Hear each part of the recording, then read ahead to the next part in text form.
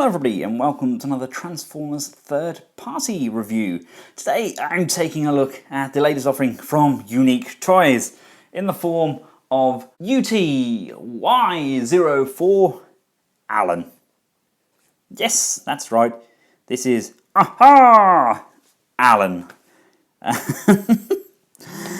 There's probably some sort of logic behind the name, but of course this is Masterpiece Springer, and he is huge. With a length of approximately 10 inches, that's 25 centimeters, a width of nearly 5 inches, around 12 centimeters, and a height of around 3.5 inches, that's about 9 centimeters, Alan is a big boy. Now, like most of the samples that come through the Collectables household, I do not have any instructions for Alan, so I'm kind of guessing where things go. I've popped his sword on this side pod here, and I popped the gun on the other side. This is a pre-production sample. I believe he is set to go into production, I believe, late September, early October. Don't quote me on that, but I believe that's the time that he's due. In hand, he is extremely solid. You could say robust. He has very nice space here at the front for an Autobot logo. He has a very small cockpit. Now, this has been brought up on some of the TFW 2005 forums, but if you see the attached picture over here, you'll see his original cartoon artwork. He does have a very small cockpit, and I think Unique Toys have actually done a very good job at capturing him. This is probably one of the best masterpiece representations Unique Toys have done alongside their Blur. I think cartoon accuracy hasn't really been their thing, but this is really, really good. Now, I personally love the colour scheme they've chosen for him. It's almost like they've raided their local DIY store and just said, give us every shade of green you have. We want to put it on our toy. I think the paint by numbers kind of works for this. You can see here you've got some yellows showing through on the green. We've got, obviously this section here has been painted.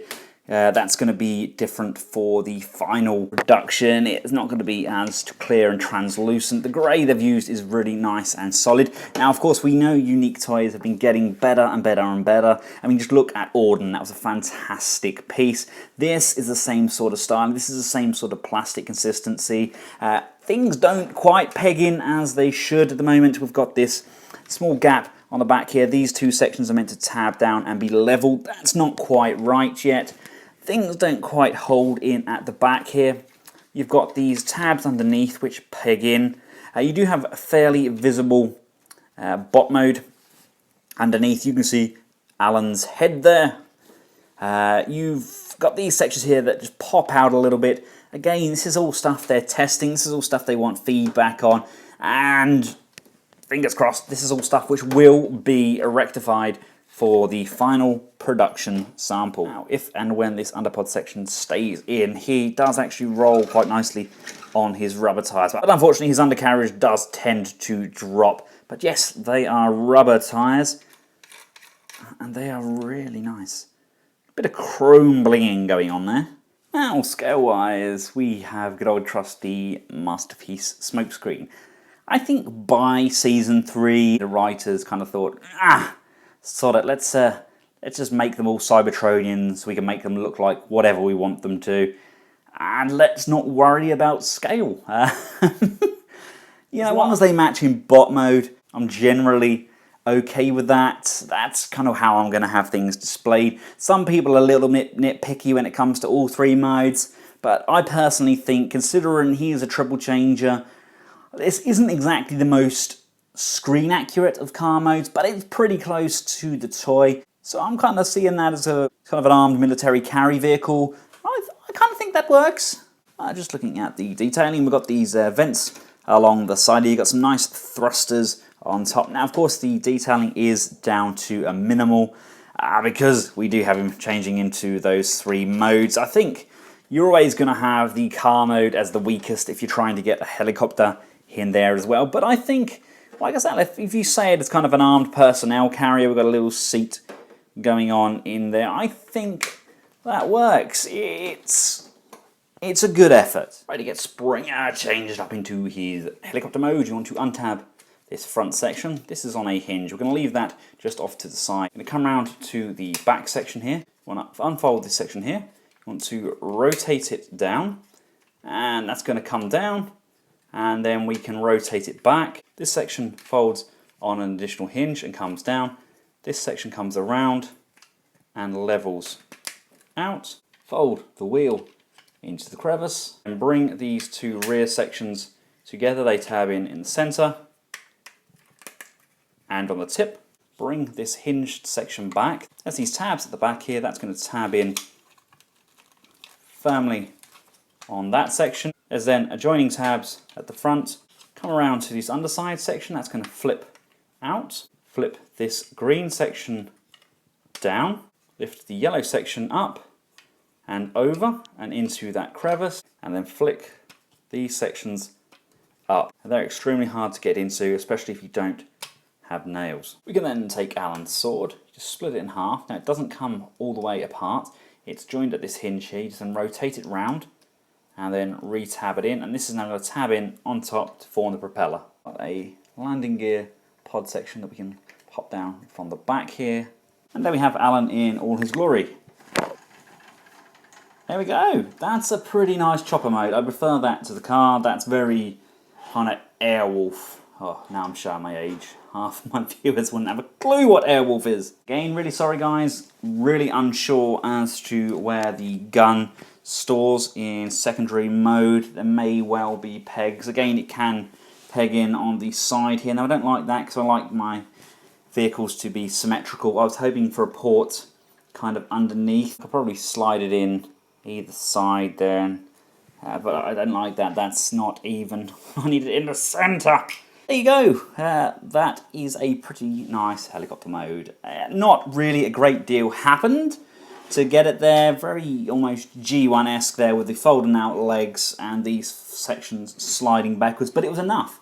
You know, it's pretty much all he did in the cartoon when he transformed up, and I like how they've done that. I think they've pulled it off, and the overall helicopter mode is pretty darn nice. Now, of course, his length has now changed. He stands approximately 14 inches. That's 36 centimeters in length. Now, it's hard to see on camera, but his width is just over 8 inches, about 21 centimeters. And height, including the blade, is about 4 and a bit inches. That's 11 centimeters.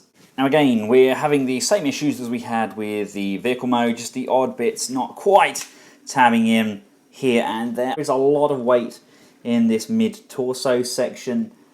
I am overall very happy with him. I'm not sure if I was meant to have done something with these bits at the back here. Again, I'm just going by photos that have been surfacing online of the test shots. I think what I've done works. It looks good, so I'm happy with that. Maybe these bits here could possibly move out and twist. I'm not 110% certain. But overall, you get the gist. It's a big, massive, great helicopter. Right, ladies and gentlemen folk, to get young Alan transformed, you want to unplug this section here, unplug this tab here, and you want to have the legs separated. Now, I found out what this little knobbly bit here was. That is extremely hard to get out and around like that. You need to leave it there. You can fold this leg section up and over, untab the propeller blade section, take that off, and you want to fold this section over. So you're left with what's basically a square section here. You want to tab everything there together so it's nice and firm. And Alan's arm section will basically just fall straight into place, and that's going to literally tabs where it falls. It literally does fall exactly into place. You then fold this under flap up and over again, falling perfectly, almost scarily into place. The foot section here, that's going to fold up, fold the yellow sections back down, keep the ski section out, and just fold the green section down and flip the wheel section back over so it's in this position. Right, you can now close that ski section off. This section here is on a swivel. You want to rotate that all the way around like this, and then collapse this hinge down This now becomes the back of the heel, so you want to just rotate this section inwards, like so, and then come around to the front, push that in, and rotate that all the way around. And now it's just a matter of just tabbing everything in firmly, and that is our leg. Untab the propeller. It really does get wedged in there tightly. Undo the cockpit screen and lift up this back section. Bring this arm section up and out of the back section there. Come around to this section here, and you want to rotate that around so it's inwards like so. Flip this section up, rotate that around, and bring that back down. That's now going to form the hand. Bring this section up, that's going to tab in to the side section there like so. Bring the arm down. Rotate this section around. Then extend and pull out the bicep section around to this back tab section. I'll just fold that in on itself. It's on a double hinge section there, so fold that in so it collapses in nicely like that. Come around to the chest section. Now open up these tabs, just gives you a little bit more freedom. Basically what we're going to do, we're going to fold this section here up on itself. This section is going to rock backwards, and it's going to go in and it's going to sit in this section here. Now if you've tabbed the arms in like I told you to, just untab them for now. Basically the reason I put them in there was to keep them out of the way. Now we can re-tab them back in, and it's now secured on 2 points instead. Again with this side, re-secure it on both points, locking that securely into place. We can now double hinge the chest section up and over, lift up the head, and that's going to slide into this crevice here, and that's going to tab in firmly on both sides, and then lift up the head, come around to the backpack section, and that's now going to collapse into this joint there. And as we rock this section back, it's going to tab in at the top of the shoulders, and again under that waist, so tab that in, and then everything locks in to place, and I mean everything. That is super secure. Alternatively, I think we can flick this up, over and down like that, I think. But like I said, if they don't send me instructions, I don't know. Untab his swords, rotate them around, plug them back in together, and the tabs fit inside the hand. What do you guys think he's meant to have as his elbows? Is it meant to be this? Or are we meant to pull that out, spin that around, and we're meant to have some detailing on there? I have no idea. Oh, sometimes I just like a little bit of an instruction, even if it's just some sort of digital scan or something. You know, we'll play it by ear. And here he is, all transformed up into his roboto mode. I like it. It is big, chunky, Tonka toyish. It's a very good interpretation of Springer, but it's not without its faults. I still think this is going to be one of the best ones out there. It looks so much like him. Sculpt on the head is a little tiny bit off. I think maybe a possible face change. It's just something just a little bit off about it. And I'm having problems with the elbows, but I will get to that shortly. All in all though, that is a very squat, very beefy looking Springer. I mean, there's no doubt about it. If you put it on a shelf, people are going to think it's a masterpiece Springer. Pure and simple. You bring all these guys in together. I personally don't think Springer looks to be the odd one out there. Poor equal tiny hot rod. Right, let's take a look at the detailing and the articulation. The head sculpt, like I mentioned, it's got beautiful blue glistening eyes, but it doesn't really scream Springer to me. I think that may be something they might need to work on slightly. It's just not Springer, is it? But the chest section gives us a huge gap there for an Autobot logo. That's always nice. We've got a nice tidy looking shoulder section around there. It's very, very tidy indeed. Articulation on the head, it can look up and down. We can look left and right, and we've got some sideways noggin action. The shoulders are nice. They can come up on very, very strong ratchets. Again, all the way around on a soft ratchet. Very nice indeed. No butterfly, unfortunately, there. Would have liked a butterfly hinge there. You've got upper bicep rotation. Now, the biceps are where this figure falls down. You've got a bend at the elbow, but the way the hinge is articulated, you'd expect it to go up more than 90 degrees, but it doesn't. It sinks the wrong way. You'd expect it to go up and over and be able to turn on itself to be able to pivot into this section, but it doesn't. It's squared off, so it doesn't move any further than this, which really does limit our abilities on bending the elbow. If it was curved, we'd probably be able to get it all the way in and through and rotate back on itself, but I'm not going to force that. The hands on a rotation, let's just unplug his gun. There we go. The hands can rotate nicely. We've got a pointing finger with 2 points of articulation. The other 3 are on a single pin, so we can get a nice point going on there. This finger is slightly curved, so it's not going to be perfectly straight when you point, but it's enough for me.